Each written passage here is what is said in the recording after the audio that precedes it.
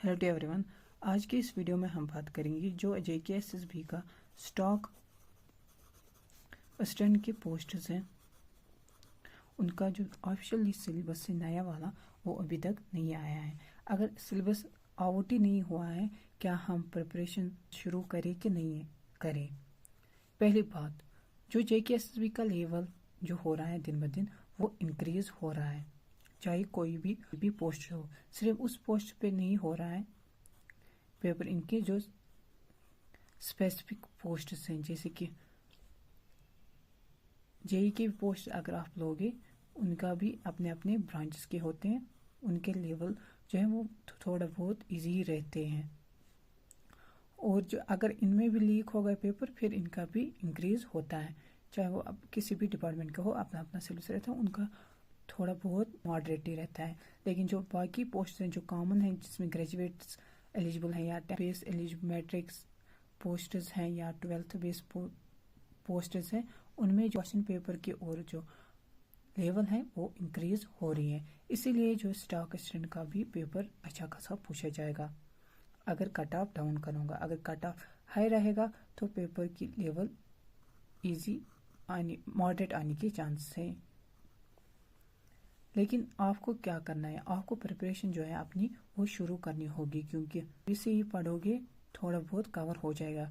आप पुराने सिलेबस के रिलेटेड ही पढ़ो, जो भी हुआ था 2024 में इसका लास्ट पोस्ट का एग्ज़ाम हुआ था, तो वो उसी के हिसाब से आप पढ़ो। उसका क्लास 4th का भी सिलेबस सेम टू सेम यही है। और क्लास 4th में सिर्फ जो एलिजिबल होते हैं वो 10th मिनिमम होता है और मैक्सिमम जो होता है वो 12th होता है, क्योंकि अभी भी रिसेंटली पोस्ट आए उनमें मेंशन किया गया है 10th विथ मैक्सिमम 12th। तो ग्रेजुएशन वाले उसमें भी एलिजिबल नहीं है, जिनकी कंप्लीट हुई है ग्रेजुएशन, रिजल्ट डिक्लेयर हुआ है।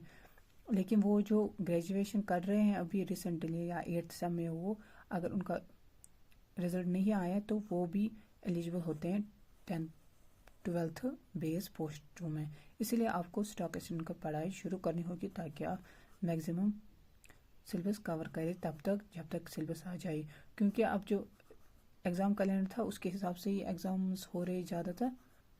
अब जूनियर स्टूडेंट की टाइपिंग बताई गई थी वो भी अब हो रही है, तो इसीलिए ये जल्द जल्द करेंगे। फिर FA का भी करेंगे, सब इंस्पेक्टर का जो इसका 2 साल से केस था अब उसका भी करेंगे ये एग्ज़ाम।